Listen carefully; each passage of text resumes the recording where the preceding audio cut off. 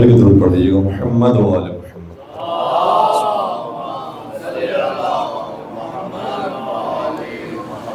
اعوذ باللہ من الشیطان الرجیم. بسم اللہ الرحمن الرحیم. الحمد للہ رب العالمین والصلاة والسلام على اشرف الانبیاء والمرسلین وخاتم النبیین سیدنا و مولانا ابی القاسم محمد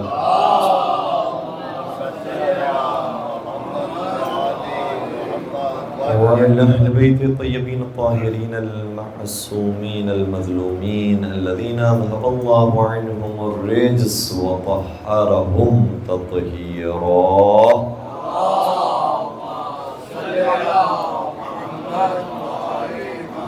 ولعنة الله على أعدائهم أجمعين. أما بعد فقد قال الله تبارك وتعالى في محكم كتابه المجيد وفرقانه الحميد. بسم الله الرحمن الرحيم. يا أيها الذين آمنوا ادخلوا في السلم كافة ولا تتبعوا خطوات الشيطان إنه لكم عدو مبين. درود پڑھ دیجئے محمد والا.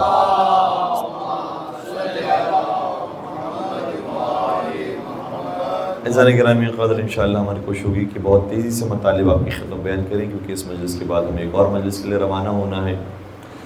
جس آیت کریمہ کی تلاوت کا شرف حاصل ہوا اس کا جو ظاہری ترجمہ ہے وہ یہ ہے کہ اے صاحبان ایمان، تم مکمل طور پر دین میں داخل ہو جاؤ، مکمل طور پر اسلام میں داخل ہو جاؤ. وَلَا تَتَّبِعُوا خُطُوَاتِ الشَّيْطَانِ، اور شیطان کے قدموں کی پیروی نہ کرو. اِنَّهُ لَكُمْ عَدُوٌّ مُبِينٌ، وہ تمہارا کھلا ہوا دشمن ہے. یہ اس کے ظاہری معنی ہے. لیکن چھوٹے اس طرح حضرت امام جعفر صادق علیہ السلام نے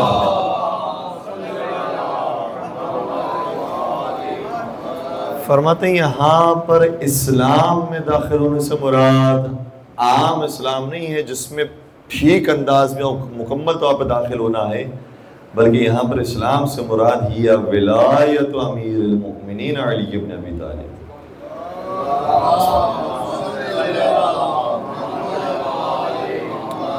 علی بن ابی طالب کی ولایت میں داخل ہونے کا مطلب ہے کہ اسلام میں داخل ہو جائے، اور مکمل اسلام کے اندر داخل ہونا علی بن ابی طالب کی ولایت کے اندر داخل ہونا. پھر آگے جملہ ہے وہ بڑا عجیب ہے. فرماتے ہیں وَلَا تَتَّبِعُوا خُطُوَاتِ الشَّيْطَانِ، اور شیطان کے قدموں کی پیروی نہ کرو. اس سے مراد کون ہے؟ کہ ہی ولایت فلان و فلان. شیطان کی پیروی سے مراد یہ ہے کہ کسی اور کی ولایت میں نہ چلے جاؤ، جن کی ولایت ان پر فرض نہیں ہے اور جنہوں نے غصب کیا ہے علی بن ابی طالب کے حق کو، ان کی ولایت میں داخل نہ ہو، شیطان کی پیروی نہ کرو. اور دیکھیے گا یہاں پر یہ نہیں کہا کہ شیطان کی پیروی نہ کرو. ایک صلوات کا سہارا دیجیے گا مجھے.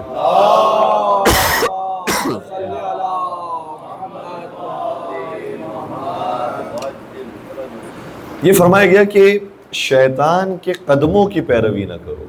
کیوں؟ اگر ڈائریکٹ شیطان کی پیروی نہ کرو آ جاتا تو ایک لفظ بچ جاتا اور قرآن کریم اور مختصر ہو جاتا اور بہتر ہو جاتا. کیوں کہا کہ قدموں کی پیروی نہ کرو؟ کیا اس لیے کہ کبھی انسان یہ سوچ رہا ہوتا ہے کہ ابھی میں اس کے پیچھے جو جا رہا ہوں کیا فرق پڑے گا، یہ بھی تو تقریباً ویسا ہی ہے، یہاں پر بھی نماز ہے وہاں پر بھی نماز ہے، یہاں پر بھی روزہ ہے وہاں پر بھی روزہ ہے، یہاں پر بھی حج ہے وہاں پر بھی حج ہے، یہاں پر بھی زکوٰۃ ہے وہاں پر بھی زکوٰۃ ہے. دونوں ہی لا الہ الا اللہ کے علمبردار ہیں، دونوں ہی توحید کے علمبردار ہیں، دونوں ہی اسلام کے دعوے دار ہیں. اس لیے کیا فرق پڑتا ہے، یہاں کے بجائے وہاں چلے جائیں. تو کہا کہ جب انسان شیطان کی پیروی کا آغاز کرتا ہے تو چھوٹے چھوٹے قدم اٹھا کے کرتا ہے، لیکن یہی پیروی اس کو جب آگے بڑھاتی ہے تو اتنا فاصلہ کر دیتی ہے کہ جیسے شرق و غرب کا فاصلہ ہوتا ہے. تو جب آغاز ہوتا ہے غلطی کا تو چھوٹے چھوٹے قدموں سے ہوتا ہے، کیا فرق پڑے گا، کیا مسئلے کی بات ہے. اور یہی ہوا ہے کربلا کا واقعہ جو ہم سنتے ہیں، ہمیں تو پھر بھی ہمارے بزرگان نے صحیح طریقے سے منتقل کیا، لیکن جو ہمارے برادران ہیں جب ان تک واقعہ کربلا پہنچتا ہے تو وہ ششدر رہ جاتے ہیں حیران ہو جاتے ہیں کہ ایسا کیسے ہو سکتا ہے کہ وہ رسول کے جو حسین کو گود میں بٹھاتے ہوں، شانے پہ اٹھاتے ہوں، اتنے فضائل پڑھتے ہوں، موبائلہ میں ساتھ لے جاتے ہوں، اسی حسین کو 3 دن کا پیاسا ذبح کر دیا اور لاشیں چھوڑ گئے. اور یہ کرنے والے کو یہودی، عیسائی، زرتشتی، کافر نہیں ہے، یہ وہی امت رسول ہے، یہ مسلمان تھے جو کام کر کے گئے. تو ہمیں سمجھ نہیں آتا کہ یہ کیسے لوگ تھے. آپ کو اس لیے سمجھ نہیں آتا کیونکہ جو شیطان کی پیروی شروع ہوئی تھی آپ نے اس کو نہیں سمجھا. اگر وہاں پر روک دیا ہوتا تو کبھی بھی کربلا کا واقعہ رونما نہ ہوتا. اور چونکہ وہاں پر شیطان کے قدموں کے پیچھے پیچھے چلنا شروع کیا تو پھر آہستہ سے ایک سے بڑھ کر ایک ظالم آتا رہا، ایک سے بڑھ کر ایک وحشی اور ایک سے بڑھ کر ایک خونخوار آتا رہا. اور پھر انتہا ہو گئی. ابن زیاد نے جب عمر سعد کو بھیجا اور عمر سعد نے شمر ملعون کو بھیجا تو پھر یہ تمام ظالموں میں سب سے زیادہ بدتر ظالم یہ حسین ابن علی کے مقابلے میں آتا ہے، اور ذرا برابر بھی رحم نہیں ہے. انتہائی شقاوت اور سنگدلی کے ساتھ راوی کہتا ہے کہ سر امام حسین ایسے ذبح کیا گیا کہ امام ابھی ان سے کلام کر رہے تھے اور کہہ رہے تھے میں تمہاری شفاعت کرا دوں گا، تم چھوڑ دو اس کام کو. کہا کہ حسین کو جملہ مکمل نہیں کرنے دیے اور اس بے دردی کے ساتھ سر حسین کو جدا کیا. تو اختتام یہاں تک ہوتا ہے. ذرا یہ تو دیکھو کہ اس اختتام کی ابتدا کیا ہے. اِنَّهُ لَكُمْ عَدُوٌّ مُّبِينٌ، شیطان تمہارا کھلا ہوا دشمن ہے. اچھا، قرآن کریم نے بہت سارے مقامات پر کہا ہے کہ شیطان تمہارا کھلا ہوا دشمن ہے. ایک ہمارے عالم دین کے ساتھ کسی کی بحث ہو گئی، اور ایک اور آیت جو سورہ یاسین کے اندر بھی آتی ہے کہ اِنَّ نَحْنُ نُحْيِي الْمَوْتَى وَنَكْتُبُ مَا قَدَّمُوا وَآثَارَهُمْ وَكُلَّ شَيْءٍ أَحْصَيْنَاهُ فِي إِمَامٍ مُّبِينٍ. خدا قرآن کریم میں کہہ رہا ہے کہ ہم نے سارا علم محصور کر دیا ہے امام مبین میں.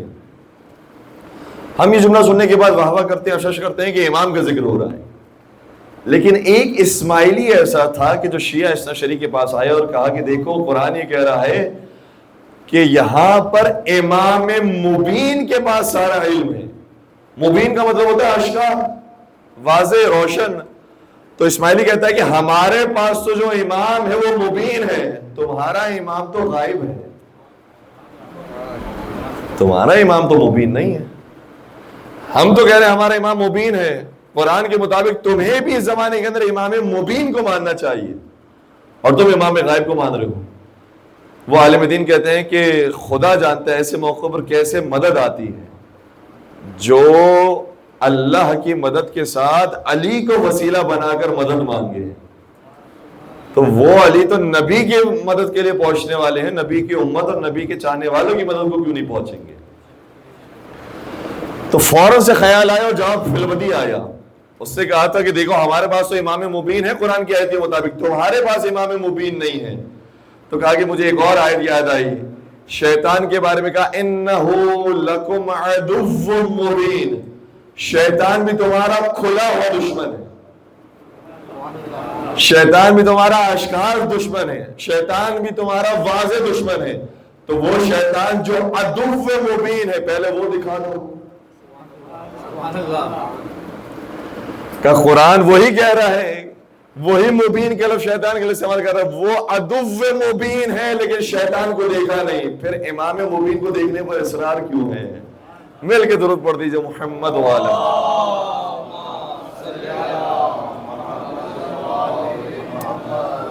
تو یہ جو ایک اینٹ ٹیڑھی رکھی جاتی ہے اس کے بعد کہاں تک یہ دیوار ٹیڑھی جاتی ہے انسان کو اندازہ نہیں ہوتا. ابتدائی طور پر سمجھ میں نہیں آ رہی ہوتی بات، لیکن آہستہ آہستہ ہی ایسا کام کیا گیا کہ نتیجہ کربلا تک آیا ہے.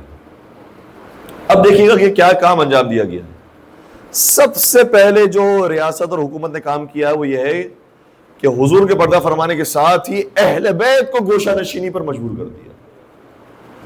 ظلم ڈھا کر، مصائب ڈھا کر حضرت زہرا سلام اللہ کی شہادت ہو گئی اور امام امیر کائنات کو مجبور کیا گیا کہ آپ گوشہ نشینی اختیار کریں.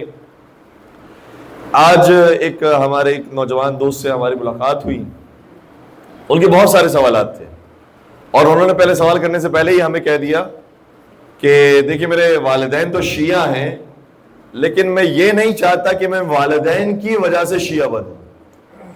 میں چاہتا ہوں تحقیق کر کے میں شیعہ بنوں. اچھا وہی سمجھ رہے تھے کہ میں یہ جملہ کہیں گے تو میں کہوں گا کہ بھائی تمہارے والدین جب شیعہ ہیں تو تمہیں تحقیق کرنے کی کیا ضرورت ہے. لیکن ہم نے کہا نہیں، بہت اچھی بات ہے، آپ تحقیق کر کے شیعہ بنیں.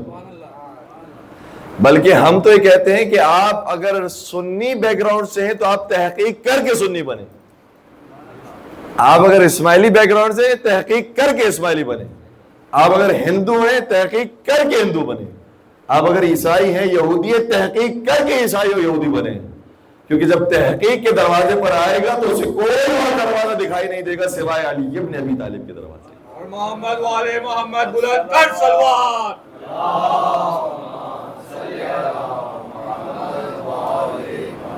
کسی شاعر نے کیا خوبصورت شعر کہا ہے کہ ہم نے کب کہا کہ ہماری ہے کربلا، ہم نے کب کہا کہ ہماری ہے کربلا، حق بات تم کہو تو تمہاری ہے کربلا. کوئی ہماری اجارہ داری تھوڑی ہے. آپ ریسرچ کریں، حق بات کہیں، حق بات تو پہنچے، آپ کی ہے کربلا. اور یہی ہوا ہے کہ حور علیہ السلام صرف تبدیل نہیں ہوئے، جناب زہیرقین تبدیل ہوئے ہیں، جناب ابو شعثہ تبدیل ہوئے ہیں. بہت سے افراد وہ تھے کہ جو تبدیل ہوئے ہیں اور انہوں نے حور علیہ السلام کی طرح اپنا عقیدہ تبدیل کیا اور لشکر امام حسین علیہ السلام میں شامل ہوئے اور جام شہادت نوش فرمایا. لیکن جناب حور علیہ السلام کی چونکہ ایک اسٹوری اور ان کے جو واقعات ہیں وہ بہت زیادہ امپریسو ہیں کہ پہلے جو دشمن کی طرف سے افسر بن کر آیا تھا، راستہ روکنے والا تھا، حسین کو کربلا تک لانے والا تھا، پانی بند کرنے والوں میں شامل تھا، 9 محرم کو بھی شامل تھا، لیکن سارے سفر کے اندر جو کردار ہے حسین ابن علی کو دیکھا. پہلی ہی ملاقات میں ہم پیاسے تھے، انہوں نے پانی پلایا. ہمارے گھوڑے پیاسے تھے، انہوں نے پانی پلایا. یہ نماز پڑھ رہے تھے، ہم ان کے پیچھے نماز پڑھ رہے تھے. کیا ان کی نماز، کیا بندگی ہے ان کی، اور کیا خطبے اور کیا فصاحت و بلاغت ہے. اور پھر جب یہ سفر آگے بڑھتا ہے اور ساتھ ساتھ حور ہے تو دیکھتا ہے کہ میں صرف حسین کا راستہ روکنے والا نہیں ہوں، میں حسین کی بچیوں کو رلانے والا بھی ہوں. لیکن اس کے باوجود امام حسین کہتے ہیں صبر سے کام لو. یہ نہیں کہ میرے اوپر حملہ کر دو، نہیں، صبر سے کام لو، ہم برداشت کریں گے، مزید برداشت کریں گے. یہاں تک کہ جب 2 محرم کو کربلا جاتے ہیں تو حور دیکھتا ہے کہ کربلا میں حسین پہنچے تو کہا یہاں پر جو رہنے والے انہوں نے اگر یہ زمین رکھی ہوئی اپنے پاس تو میں یہ زمین خریدنا چاہتا ہوں. اے حسین آپ کو کتنے دن رہنا ہے کربلا میں؟ بظاہر آنکھوں سے کے ساتھ دیکھا جائے تو 8 دن رہنا ہے، لیکن حسین جانتے ہیں کہ رہتی دنیا تک کے لیے میں ایسا حرم بنانے والا ہوں کہ حرم کا کوئی بھی زائر آئے تو اس کے اوپر یہ الزام نہ لگایا جائے کہ کسی کی غصبی زمین میں داخل ہو گئے. تو حور یہ سارے کردار کو دیکھ رہا تھا، تب جا کر وہ علیہ السلام بنا. ورنہ اور بھی افراد تھے، ان کی بھی زندگیاں تبدیل ہوئی. تو کب ہم نے کہا ہے کہ تحقیق نہ کرے؟ بہت اچھی بات ہے. اگر آپ کے والدین شیعہ ہیں، آپ ایسے شیعہ نہیں بننا چاہتے، آپ تحقیق کے ساتھ شیعہ بننا چاہتے، بہت اچھی بات ہے، تحقیق کریں. اور پھر اس بچے نے سوالات کرنا شروع کیے، ایک کے بعد دوسرا، دوسرے کے بعد تیسرا، تیسرے کے بعد چوتھا، چوتھے کے بعد پانچواں.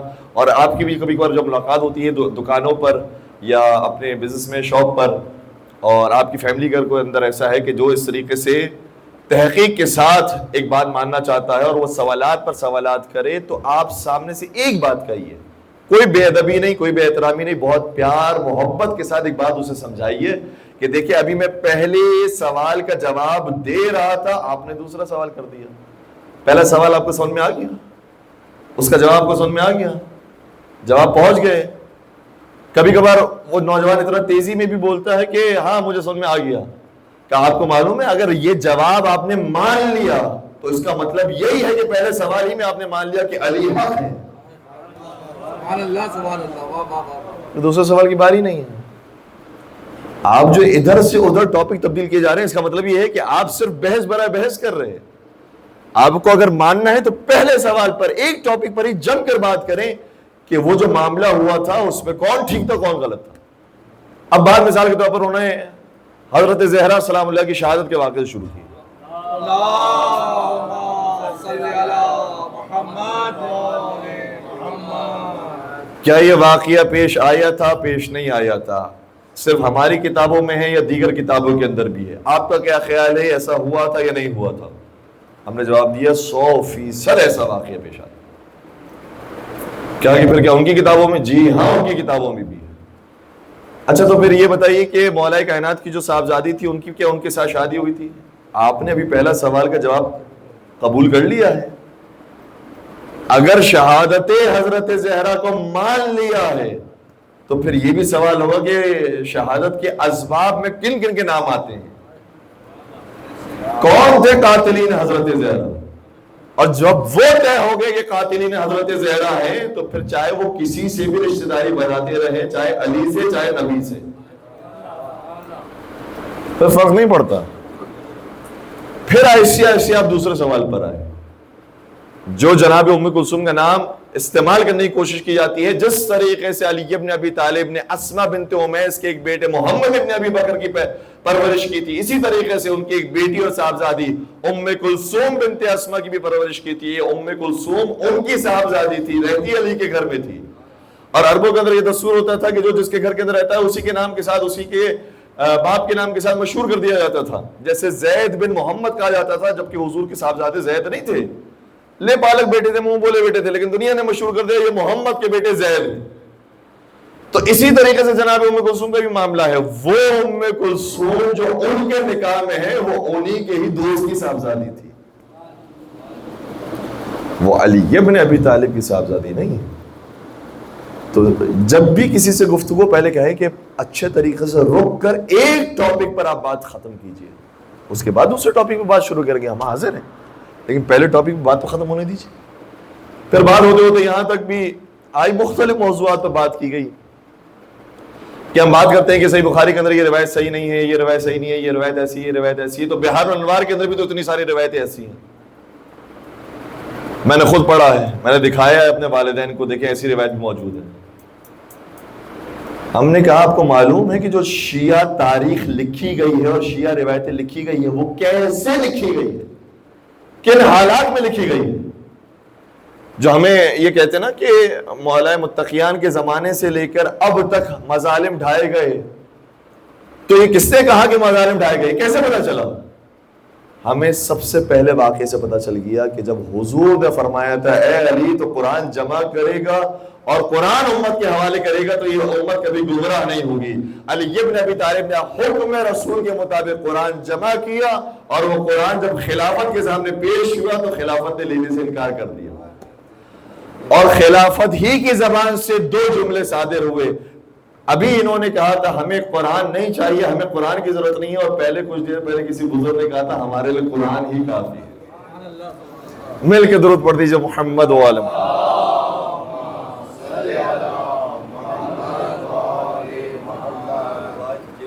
تو میں نے ان صاحب سے سوال کیا کہ دیکھیے وہ علی جو صاحب منبر سلونی، صاحب نہج البلاغہ، باب مدینۃ العلم، اور سب سے بڑے قاضی، سب سے بڑے عالم، سب سے بڑے حکیم، ان سے بڑا اور کوئی نہیں ہے علم کے میدان کے اندر، جب وہ بھی کوئی کتاب لکھتا ہے جبکہ اس کتاب کا نام بھی قرآن ہے تو حکومت تو وہ بھی لکھنے نہیں دیتی ہے، تو باقی شیعہ راویوں کو کیا تاریخ لکھنے دی ہوگی؟ کون سی کتاب ہوگی ہمارے پاس؟ کتابیں جلا دی گئی، لکھنے والوں پر پابندی لگا دی گئی، انہیں مار دیا گیا، زندان میں ڈال دیا گیا، انہیں جلا وطن کر دیا گیا، ایک عرصے تک شیعہ تاریخ لکھنے کی اجازت نہیں تھی۔ شیعہ تاریخ تو بہت بڑی بات ہو گئی، نام علی رکھنے پر قتل کر دیا جاتا تھا۔ ایک عجیب روایت ہے، اس شخص کا نام پتہ چلا حکومت کو کہ اس بچے کا نام علی ہے، کیا کہ ہم نے منع کیا تھا علی نام نہیں رکھا جا سکتا، جس کا نام علی ہوگا اس کا سر قلم کر دیں گے، اور کوئی یہ مذاق اور یہ کوئی مبالغہ نہیں ہو رہا، یہ حقیقت ہے۔ تو باپ دیکھ رہا تھا کہ میرے بچے کو پکڑ رہے ہیں اور ہو سکتا ہے کہ مار ڈالیں، کچھ سمجھ نہیں آ رہا کہ میں کروں تو کیا کروں، اس بچے کو کیسے بچاؤں، نام علی رکھا ہے، سب جانتے علی نام ہے۔ باپ آیا بچانے کے لیے تو کچھ سمجھ میں نہیں آیا، کوئی چیز دماغ میں نہیں آئی، صرف کہنے لگا، اچانک سے اس کے دماغ میں یہ چیز آئی، اور شاید مولا متقیان نے فضل کیا ہو، کہا کہ میرے بچے کا نام علی نہیں، میرے بچے کا نام اولا ہے۔ عین کے اوپر پیش آ جائے تو وہی لفظ علی اولا بن جاتا ہے، کہ میں نے اولا رکھا تھا، تو کارندہ بھی سمجھ گیا، لیکن کہا آئندہ اگر اس کو میں نے علی کے نام کے ساتھ دیکھا تو اس کی گردن اڑا دوں گا۔ اولا نام کہا تو جان بچی۔ ورنہ ذبح کر دیا جاتا. یہ حال تھا جس میں نہ کتابیں لکھنے کی اجازت ہے، نہ نام رکھنے کی اجازت ہے، اور ممبر پر آ کر جو سب کو شتم کیا جاتا ہے اور لعن طعن کیا جاتا ہے، اس حد تک لعن طعن کہ ہماری کتابوں کی بات نہیں ہو رہی، متفق علیہ بات یہ ہے کہ 100 سال تک 70,000 ممبروں سے علی اور اولاد علی کی شان میں لعن طعن کیا گیا. تھوڑا سا تصور فرمائیے، یہ جو ممبر ہے، ممبر پر آنے والا کون ہوتا ہے؟ کوئی شرابی ہوتا ہے، کوئی زانی ہوتا ہے، کوئی قاتل ہوتا ہے، کون ہوتا ہے؟ ایک معتبر آدمی ہوتا ہے، ایک مقدس پیش امام ہوتا ہے جو عام طور پر آتا ہے. جب اس معتبر انسان کی زبان سے علی پر لعن طعن سنیں گے تو مجمع کیا سمجھے گا کہ اس کو حقیقت پتا ہے، اس لیے لعن طعن کر رہا ہے. اور یہ 1 سال تک بھی اگر کسی جگہ پر ہو رہا ہو تو وہاں کا ماحول چینج ہونے لگتا ہے. 10 سال تک ہو رہا ماحول تبدیل ہونے لگتا ہے. صرف ایک ممبر سے 10 سال تک بھی اگر کام ہو تو پورے محلے کا ماحول چینج ہو جاتا ہے. 70,000 ممبروں سے 100 سال کا کام ہوا، ماحول کیسے تبدیل ہو جائے گا؟ اور لوگ حیران ہیں. صحیح بخاری کی روایت آپ کی خدمت پیش کر رہا ہوں. برا بن عازب ہے میرے ساتھ ساتھ، بات پہنچ رہی ہے نا؟ مشکل تو نہیں ہو رہی؟ تھک تو نہیں رہے؟ برا بن عازب کے پاس ایک شخص آتا ہے اور چونکہ صحابی رسول تھے اس لیے سوال کرتا ہے، اشہد علی بدرا، صحیح بخاری کے جملے ہیں، کیا علی جنگ بدر میں بھی تھے؟ یہ اس زمانے کا آدمی ہے، آج کے دور کا نہیں، اسی زمانے کے جس زمانے میں صحابی رسول زندہ ہے وہ آ کر سوال کر رہا ہے کہ میں نے سنا ہے کہ بدر میں علی بھی تھے. انہوں نے جواب دیا حقا حقا، علی کے علاوہ اور کون تھا جس نے جنگ بدر جتوائی ہے؟ تو اتنے عرصے سے ممبروں سے باتیں بیان کی گئی کہ ذہن میں تھا کہ بدر، احد، خیبر، خندق یہ سب جیت گئے، کسی میں علی نہیں تھے. یہ حال. اور آج بھی ہمارے بعض نصابوں کے اندر یہی جنگیں پڑھائی جا رہی ہیں علی کے بغیر. گویا مجھے کہنے دیجئے کہ جنگیں پڑھائی جا رہی ہیں غازی کے بغیر، یا اسلام کو پڑھایا جا رہا ہے اسلام کے بغیر. تو کیا سمجھ میں آئے گا؟ یہ حال کر دیا گیا ماحول کا. اسی طریقے سے اور بہت ساری روایتیں. حل سمعت، سعد بن وقاص سے سوال کیا، حل سمعت لعلی منقبہ، کیا علی کی کوئی فضیلت بھی آپ نے سنی ہے؟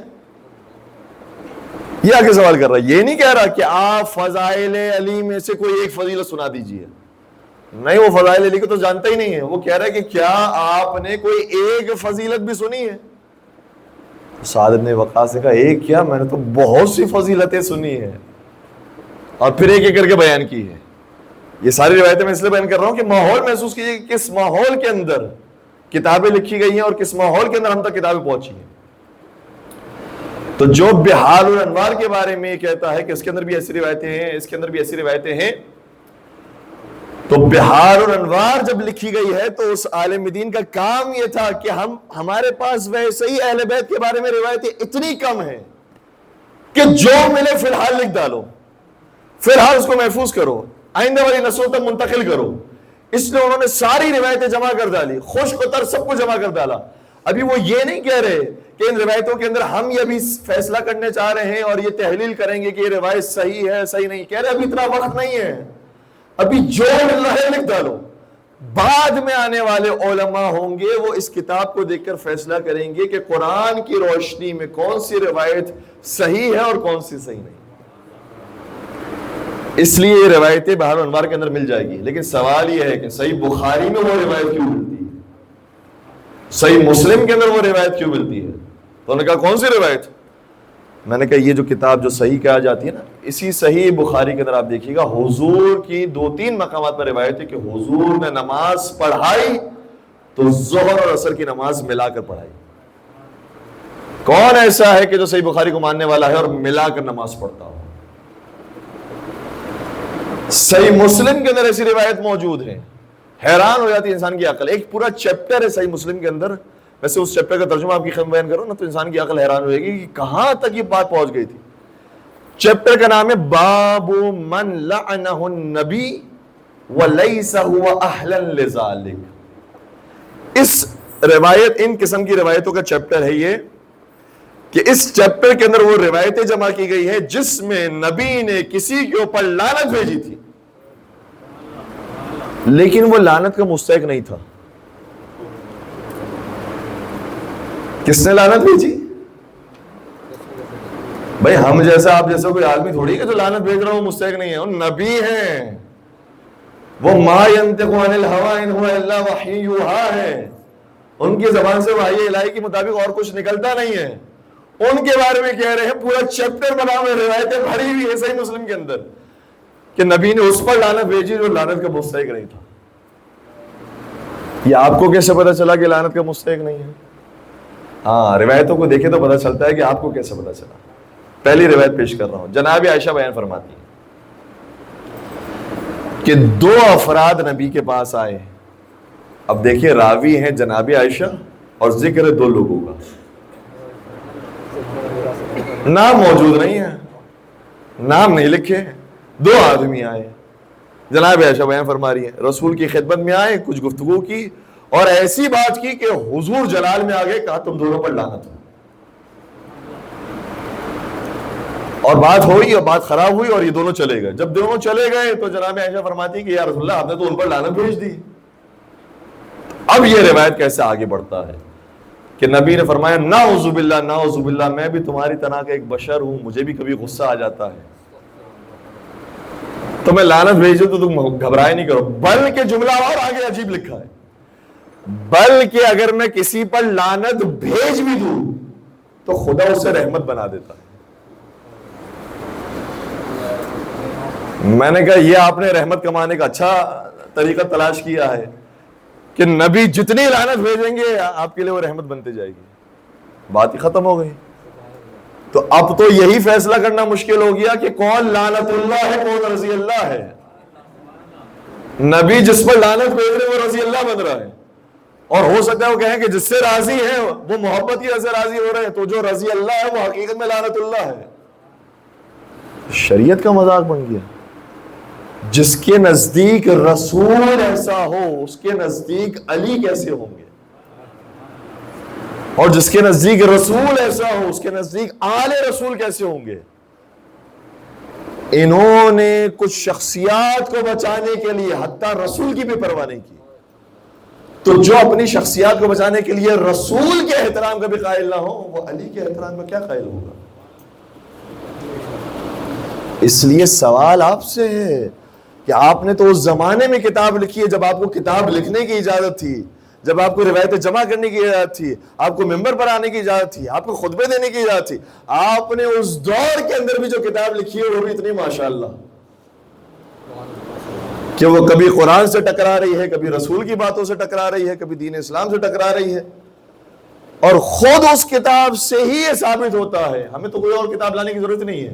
ایک عالم دین نے یہی کہا تھا، کہا یہ آپ غصے میں آ کر اور جلال میں آ کر کچھ روایتوں کو دیکھتے ہوئے آپ یہ کوشش نہ کریں کہ صحیح بخاری کو ہم نعوذ باللہ جلائیں گے، ہم صحیح مسلم کو جلائیں گے، صحیح ستہ کو جلائیں گے۔ کہا نہیں، ان کو باقی رہنے دیں، انہی کتابیں ثابت ہوگا کہ مکتب اہل بیت صحیح مکتب ہے۔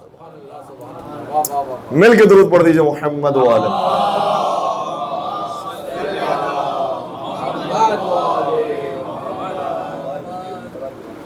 ایک اور سوال پڑھ دیجئے گا محمد و آل۔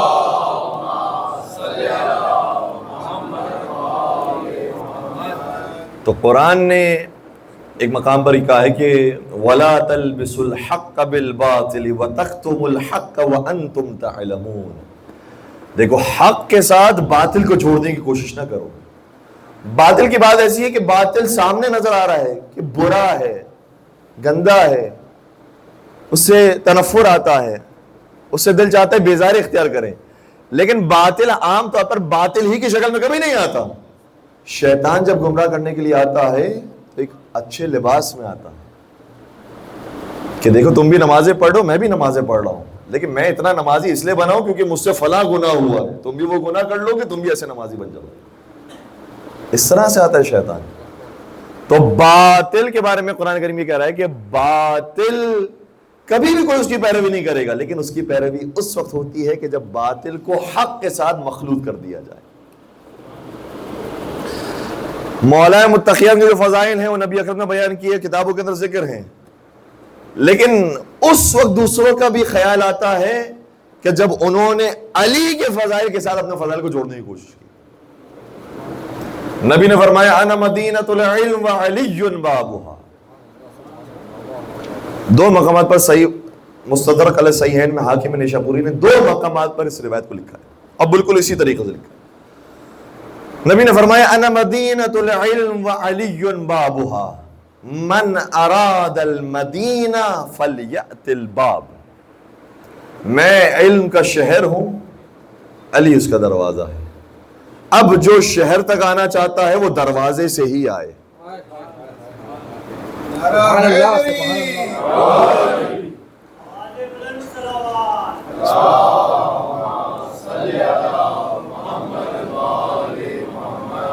اور یہ بھی کتنی عجیب تعبیر ہے. یہ نہیں کہا کہ میں علم کا سمندر ہوں، علی اس کی گہرائی ہے یا علی اس کا کنارہ ہے. کہ میں علم کا شہر ہوں. شہر اور سمندر میں فرق کیا ہے؟ علماء نے اس کے اوپر گفتگو کی ہے اور بات کی ہے. کہا کہ شہر کی تعبیر شاید اس لیے حضور نے استعمال کی کیونکہ شہر وہ جگہ ہوتی ہے جہاں ضرورت کا ہر سامان ملتا ہے. کہا میں علم کا شہر ہوں، یہاں ضرورت کا ہر جواب ملے گا. تم سوال تو لاؤ، اس کا جواب ہمارے پاس ہوگا، لیکن تمہیں اس شہر تک آنا ہے تو دروازے سے آنا ہوگا. امام احمد ابن حنبل کے بیٹے نے ایک مرتبہ سوال کیا، بابا جان یہ بتائیے، میں نے سنی ہے بات کہ علی کے پاس بھی جبرائیل آئے تھے، تو آپ کے کیا خیال ہے؟ آپ اتنے بڑے محدث ہیں، آپ نے کوئی ایسی روایت دیکھی کہ جس میں آیا ہو کہ علی کے اوپر بھی جبرائیل آئے تھے؟ اچھا، امام احمد ابن حنبل نے یہ نہیں کہا کہ نہیں آئے تھے، کہا کہ لوگ کیا کہتے ہیں. کیا لوگوں میں دونوں طرح کے رویے ہیں، بعض کہتے ہیں کہ آئے تھے، بعض کہتے ہیں نہیں آئے تھے. اچھا، ایسا نہیں کہ ناممکن ہے کہ جو نبی نہ ہو اس کے اوپر کبھی جبرائیل آ ہی نہیں سکتے، اس کے اوپر کوئی فرشتہ آ ہی نہیں سکتا. کیوں؟ کیونکہ قرآن کے خلاف ہے. صرف فرشتے انبیاء پر نازل ہوئے ہیں، قرآن میں یہ نہیں ہے. جو نبی نہیں ہے ان کے اوپر بھی فرشتے نازل ہوئے ہیں. مادر حضرت موسیٰ پر فرشتہ آیا، کہا موسیٰ کو ڈال دو، موسیٰ کو ڈال دو سمندر، ہم بچانے والے ہیں. فرشتے نے آ کر یہ خبر دی. مادر حضرت عیسیٰ، حضرت مریم سلام اللہ کی خدمت میں فرشتہ آیا. تو کچھ ایسے ہیں جو نبی نہیں ہیں لیکن ان کے اوپر بھی فرشتے آئے ہیں. تو علی کا بات نہیں ہے کہ فرشتہ آ جائے. تو امام احمد بن حنبل نے جب یہ سوال کیا، انہوں نے کہا کہ دونوں طرح کے نظریے پائے جاتے ہیں. تو انہوں نے کہا کہ دیکھو، میرا تو عقیدہ یہ ہے کہ نبی پر جتنی مرتبہ فرشتہ آیا ہے، علی پر اس سے 2 گنا زیادہ آیا. سبحان اللہ واہ واہ واہ واہ واہ واہ. تو کہا آپ نے تو کچھ زیادہ غلو کر دیا، ایسا جواب ہم نے کہیں نہیں سنا. تو کہا کہ میرے پاس دلیل موجود ہے، اور دلیل یہ ہے کہ نبی نے فرمایا تھا انا مدینۃ العلم وعلی بابها، میں علم کا شہر ہوں، علی اس کا دروازہ ہے. اب جب جبرائیل شہر میں داخل ہونا چاہتے تھے تو دروازے سے آتے تھے، دروازے سے جاتے تھے.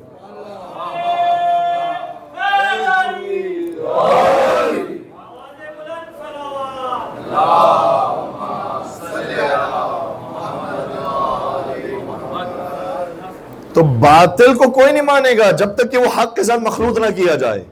اب اس روایت کو کیا شکل دی گئی ہے؟ ایک اور ورژن بھی موجود ہے اس روایت کا. اور آپ دیکھیے جتنے بھی فضائل امیر المومنین ہیں نا، سب کے ورژنز بنائے گئے، سب کی فیک کاپی آئی ہے. لیکن جو سمجھدار لوگ ہیں فوراً سے پہچان جاتے ہیں کہ بھائی یہ ریئل ہے، وہ فیک ہے. کہا کہ نبی نے یہ فرمایا تھا کہ میں علم کا شہر ہوں، علی اس کا دروازہ ہے، فلاں اس کی دیواریں ہیں، فلاں اس کی کھڑکیاں ہیں، فلاں اس کی چھت ہے. اب جو روایت بنانے والا تھا، مجھے تو یہ کہنا چاہیے کہ اس کو بھی کسی ابو کے مدرسے میں پہلے تربیت حاصل کرنی چاہیے کہ بھائی روایت بنانے کے لیے بھی تھوڑی سی عقل استعمال ہوتی ہے. ابھی تو آپ نے کہا نبی نے یہ فرمایا تھا کہ میں علم کا شہر ہوں، ٹھیک ہے، کیا فرمایا؟ میں علم کا شہر ہوں. یہ تو نہیں فرمایا میں علم کا گھر ہوں. دنیا میں مجھے ایسے شہر تو ملے جس کے دروازے ہیں، جس کے ساتھ دیواریں ہیں، لیکن مجھے آج تک کوئی ایسا شہر نہیں ملا جس شہر کی چھت بھی ہو. یہ حدیث بناتے بناتے اپنا گھر ہی بنا بیٹھے، اور ان کو یہ ہوش ہی نہیں رہا کہ نبی نے فرمایا تھا میں علم کا شہر ہوں، یہ نہیں فرمایا تھا میں علم کا گھر ہوں۔ تو بعض بنانے والوں نے یہاں تک حد کی ہے۔ اسی طریقے سے آپ کو ملے گا الحسن والحسین سیدہ شباب اہل الجنہ وفلان وفلان سیدہ کہول اہل الجنہ، اور وہ دو بزرگار ایسے ہیں کہ جو جنت میں بزرگ افراد جائیں گے یہ ان کے سردار ہوں گے۔ تھوڑا سا تو اپنی عقل استعمال کرو، جنت وہ جگہ ہے جہاں پر کوئی تکلیف نہیں ہوگی۔ جیسے انسان ضعیف ہونے لگتا ہے، کبھی گھٹنوں میں درد، کبھی گلے میں درد، کبھی پیٹ خراب، کبھی بازو کمزور، انسان کے بال سفید، کمر جھکنے لگتی ہے۔ جنت میں جانے کے بعد اگر آدمی کو ایسے ہی رہنا ہے تو پھر جنت جنت نہیں ہے۔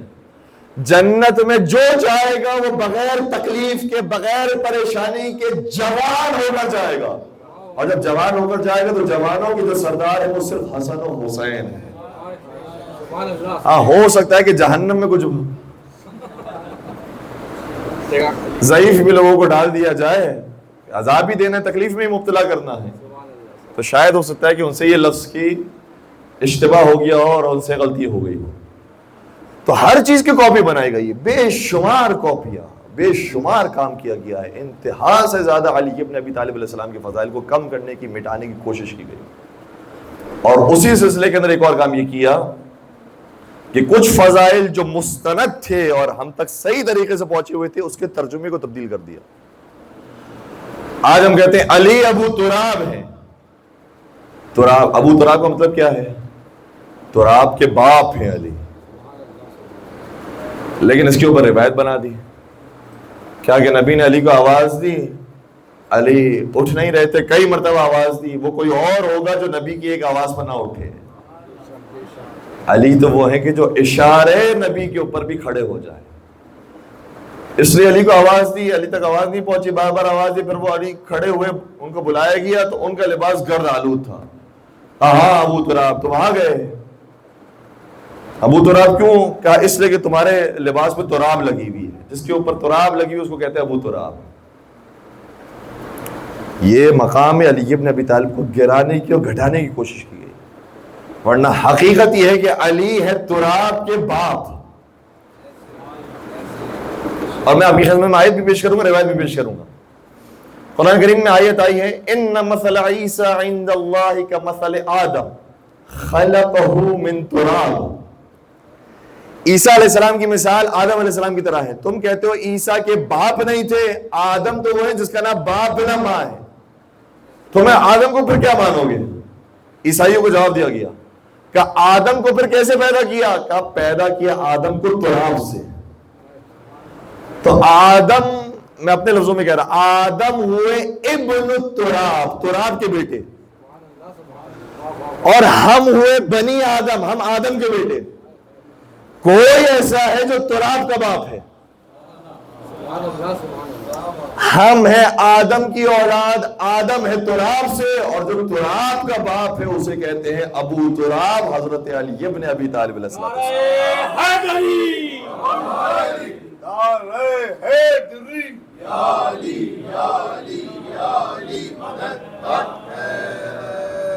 اسی طریقے سے القابات چرائے گئے۔ امیر المومنین کا لقب یہ کوئی معمولی لقب نہیں تھا۔ حجر بن عدی امام حسن مجتبی علیہ السلام کی خدمت میں حاضر ہوئے اور یہ کہہ کر سلام کیا کہ السلام علیکم یا امیر المومنین، آپ کو بھی خلافت ملی ہے، میں آپ کو امیر المومنین کہہ کے خطاب کر رہا ہوں۔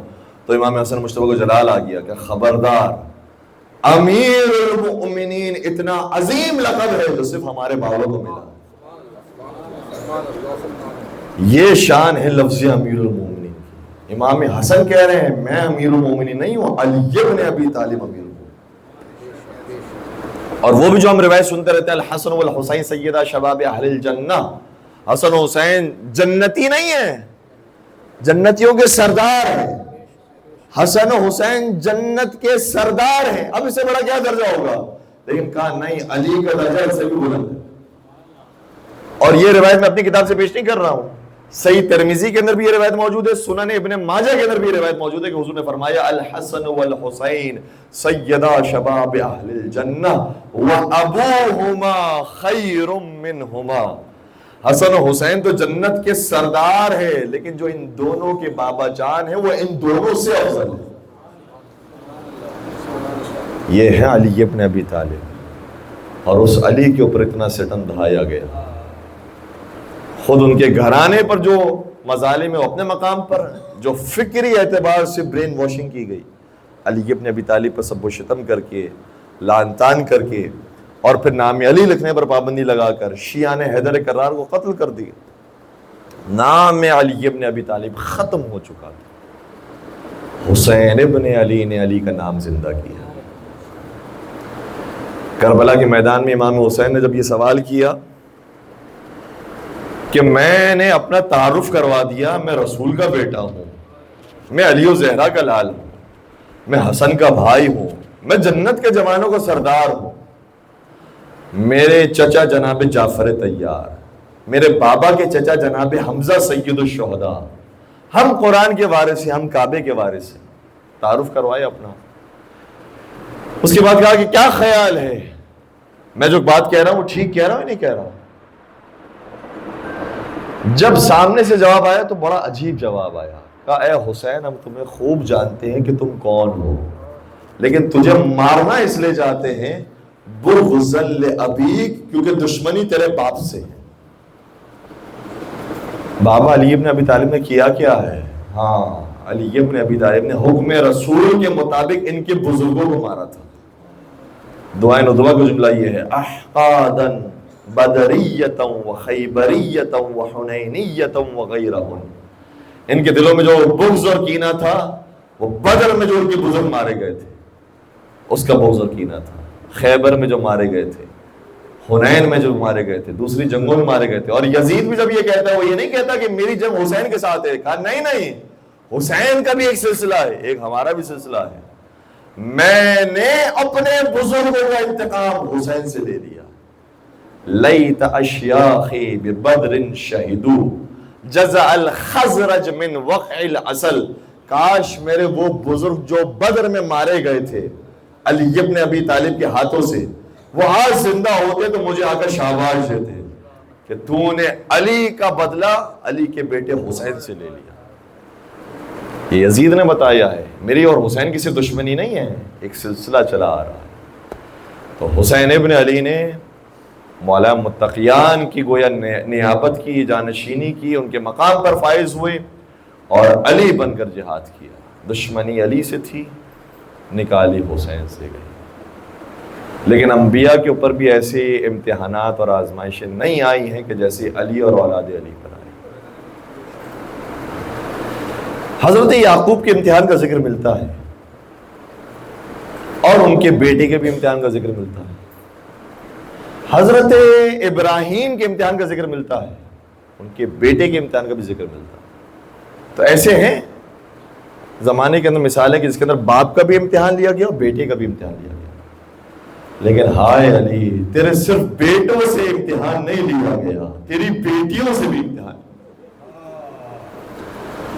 معاملہ صرف تیرے بیٹوں تک ختم نہیں ہوا، یہ تو سلسلہ آگے بڑھا ہے. تیری بیٹیوں تک کی رضائے چھینی گئی، تیری بیٹیوں پر بات آ گئی. اور یہ بات بڑی سخت تھی. انبیاء کا بھی ایسے امتحان نہیں ہوا، کسی نبی کی بیٹی کا امتحان ایسا نہیں ہوا جیسے علی کی بیٹی کا ہوا.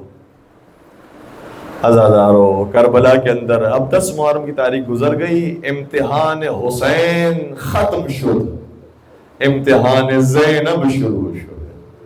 اب زینب کبریٰ کا امتحان شروع ہوا ہے. ایک شخص جو سوچا کرتا تھا کربلا کے اندر کہ زینب کبریٰ کے اوپر زیادہ مصیبتیں آئی ہیں یا حسین مظلوم پر زیادہ مصیبتیں آئی ہیں، دونوں مصیبتوں کے پہاڑ پر، دونوں مصیبتوں کی چوٹی پر. حسین سید الشہداء، زینب ام المصائب. سوچ رہا تھا کہ کس کے اوپر مصیبت زیادہ آئے. کربلا میں سوچ رہا تھا تو خیال بھی مولا حسین نے ڈالا ہوگا، کہا ہوگا نہیں مجھ پر اتنی مصیبت نہیں آئی جتنی میری بہن زینب پر آئی. کیوں خیال کیا ڈالا؟ خیال یہ ذہن میں ڈالا کہ صحیح ہے، میرے لیے کسی بوڑھے باپ کے لیے اپنے جمال کا لاشا اٹھانا بڑا سخت ہوتا ہے،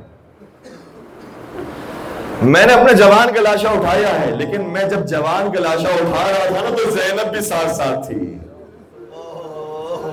وہ مصیبت سے میں نے نہیں دیکھی ہے، زینب کبریٰ نے بھی دیکھی ہے، اور محمد کی مصیبتیں زینب کبریٰ نے بھی دیکھی ہے، عباس کے کٹے شانو زینب کبریٰ نے بھی دیکھے، علی اصغر کی گلوں میں تیر زینب کبریٰ نے بھی دیکھا ہے۔ جتنے بھی مصائب میں نے دیکھے ہیں سب زینب کبریٰ نے دیکھے ہیں، لیکن پھر میں کربلا کے دن عصر عاشور شہید ہو گیا، میری مصیبتیں ختم ہو گئی۔ کچھ ایسی مصیبتیں اب زینب کبریٰ پر آئے گی جو حسین نے نہیں دیکھی۔ اب زینب کبریٰ کو ہمایوں میں سوار کر کے شام کے دربار میں لایا جائے گا، شام کے بازار میں لایا جائے گا، کوفے کے دربار میں لایا جائے گا، بے مخنا و چادر لایا جائے گا۔ ہائے زینب کبریٰ، کتنی مصیبتیں آپ نے برداشت کی۔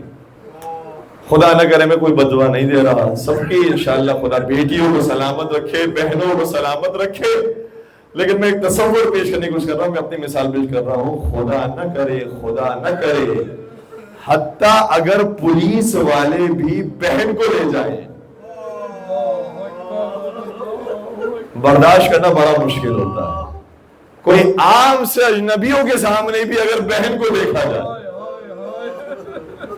یہ کس کی بہن کی بات ہو رہی ہے؟ یہ ہماری آپ کی بہنوں کی بات ہو رہی ہے، حسین کی بہن زینب کی بات نہیں ہو۔ وہ جو شرافت کی ملکہ ہے، جو فاطمہ زہرا کی لاڈلی ہے، ثانیہ زہرا ہے، عالمہ غیر معلمہ ہے، عقیل بنی ہاشم ہے، اس کو قیدی بنا کر بلوائیوں میں شرابیوں کے دربار میں لایا جا رہا ہے۔ اجرکم علی اللہ۔ واقعی نے مصیبت بہت سخت ہے۔ ائمہ نے، انبیاء نے خون کو برداشت کیا ہے۔ سید سجاد کو جب ابن زیاد نے کہا تھا نا، اے سجاد میں تیری بھی گردن کاٹ دوں گا، تو سید سجاد نے کیا فرمایا تھا؟ القتل لنا عادہ وکرامتنا شہادہ۔ ارے ہمارے لیے تو شرف کی بات ہوتی ہے کہ ہم شہید ہو جائیں، تو بنی ہاشم میں خون دینا کوئی بڑی بات نہیں تھی، لیکن بنی ہاشم میں بیویوں کی چادریں چھینی جائے، اس سے بڑی کوئی مصیبت نہیں تھی۔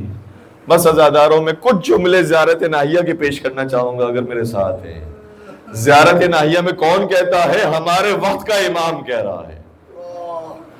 ایک مقام پر صلاۃ والسلام پیش کرتا ہے، السلام علی النسوۃ البارزات، السلام علی الرؤوس المشالات، السلام علی الاعضاء المقطعات۔ زمانے کے امام فرماتے ہیں میرا سلام ہو ان جسموں پر جنہیں ٹکڑے ٹکڑے کر دیا گیا، میرا سلام ہو ان سروں پر جنہیں نوکے نیزہ پر اٹھا دیا گیا، اور پھر فرمایا میرا سلام ہو ان مخدرات عصمت پر جن کی چادریں چھین لی گئی۔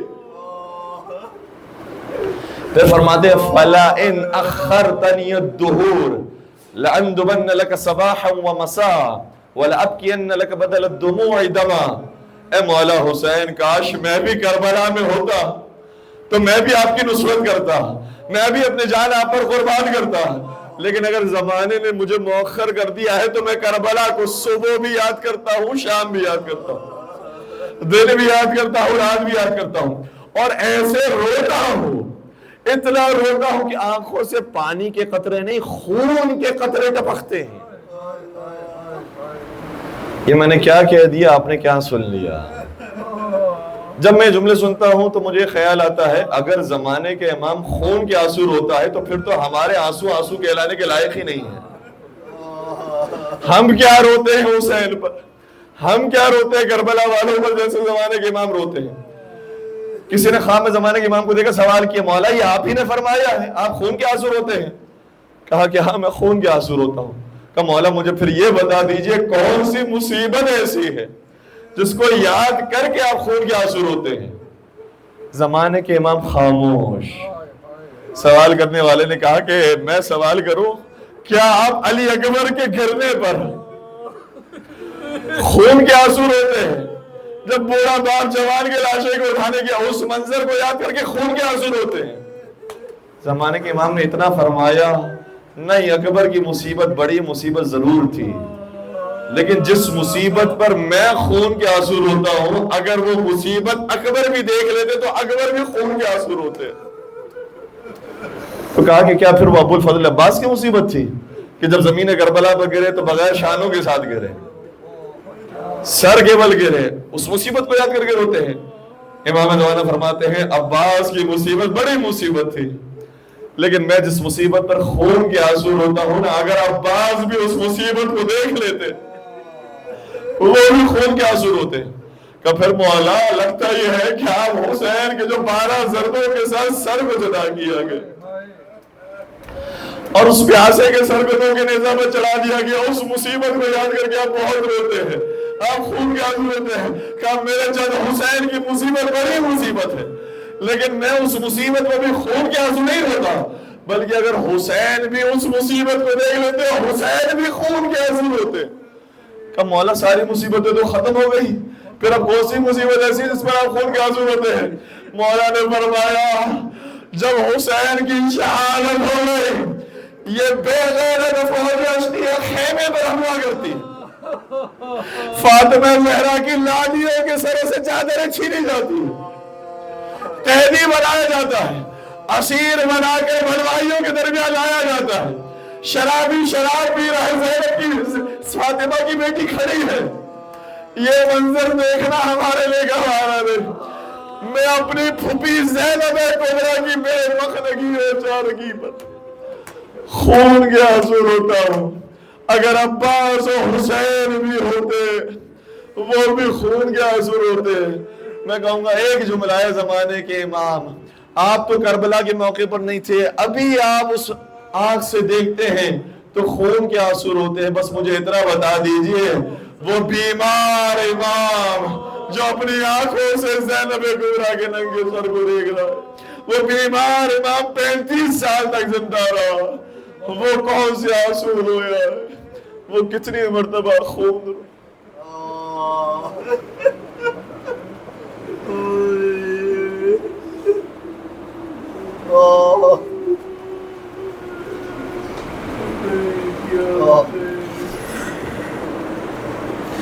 الا ولعنۃ اللہ علی القوم الظالمین وسيعلم الذین ظلموا ای منقلب ینقلبون۔ پالنے والے ان گنہگار آنکھوں سے جو جاری میں رومالی حضرت سیدہ کائنات میں جگہ عطا فرما، ان آنسوں کے صدقے میں ہمارے اس خلیل سی عبادت کو دیوار میں قبول فرما، ہمارے مرحومین کی بالخصوص جن کی ایصال ثواب کے لیے مجلس منعقد کی گئی، پروردگار انہیں شہداء کربلا کے ساتھ محشور فرما، انہیں سفرہ امام حسین علیہ السلام کا مہمان قرار فرما، جتن پاک کے صدقے میں ہم تمام کی بہترین شفاعت عطا فرما، پروردگار محبت محمد و آل محمد نسلوں میں منتقل کرنے کی توفیق عطا فرما، سیرت اور معرفت محمد و آل محمد سے ہمارے سینوں کو سرشار فرما، علوم محمد و آل محمد دنیا میں منتشر کرنے کی توفیق عطا فرما، اس گھر کے اندر پروردگار خیر و برکت کا نزول فرما، پروردگار بانیان مجلس حاضرین مجلس کو رزق مادی اور معنوی سے سرفراز فرما، پروردگار کوئی غم نہ دینا سوائے غم اہل بیت کے، اور ان تمام مظالم سے انتقام کے لیے اپنی آخری حجت امام عصر و زمان کے ظہور میں تعجیل فرما، ہمیں ان کے آوان و انصار عاشقین محبین میں شمار فرما۔ ربنا تقبل منا انك انت السميع العليم وتب علينا انك انت التواب الرحيم برحمتك يا ارحم الراحمين۔